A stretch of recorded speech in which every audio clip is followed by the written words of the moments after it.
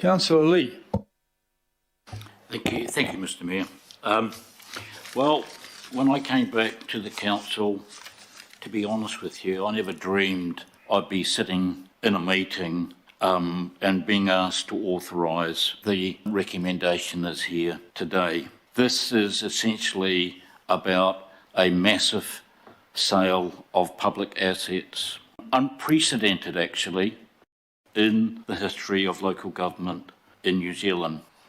One would have thought that Thatcherism, Rogernomics and euthanasia was long in the past, but sadly it's not. When I stood for council, as I normally do, I made it very clear that I opposed the sale of public assets, namely the ports of Auckland, which since I came into politics in 1992 have had a lot to do with retaining its public ownership, indeed extending it to 100%.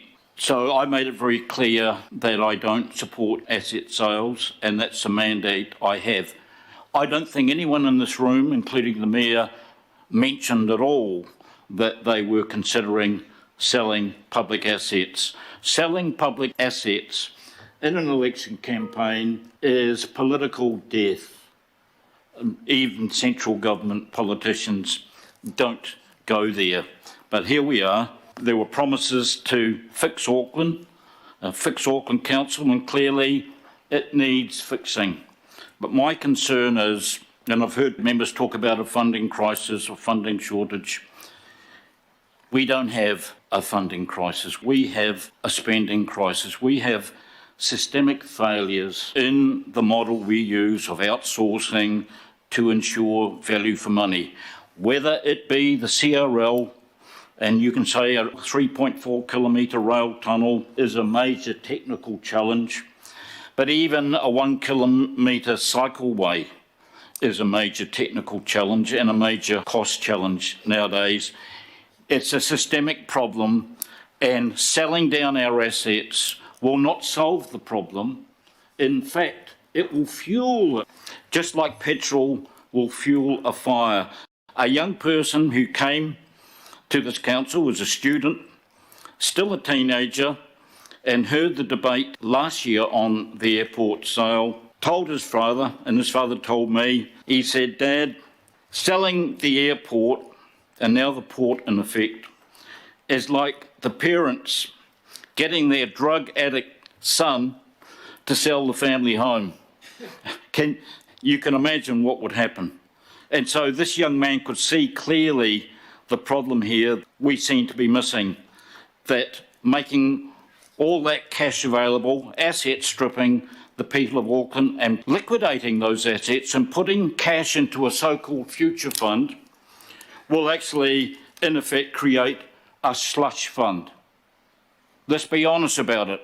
That fund will last about as long as the poor old diversified asset fund, which was expropriated from Auckland Council Investments Limited, cashed up and spent down in no time at all.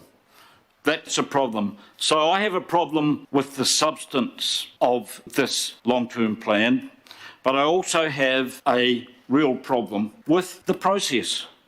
This is meant to be, by law, a special consultative procedure, but it seems to me we're doing the same old thing as per normal.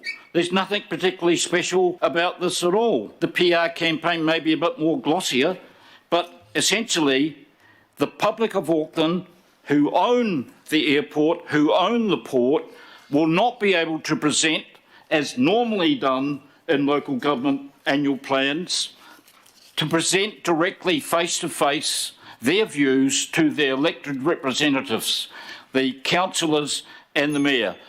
Only strategic stakeholders or whatever, a privileged in-group, they'll be able to have a say. The developers were able to have hearings. The people who are interested in Maori wards were accorded the privilege of hearings, but not the people of Auckland when it comes to the fate of their intergenerational publicly owned assets. This is not about fixing Auckland. This is about asset stripping Auckland, and I'll be voting against that. Thank you. Thank you for that voice out of early Russia.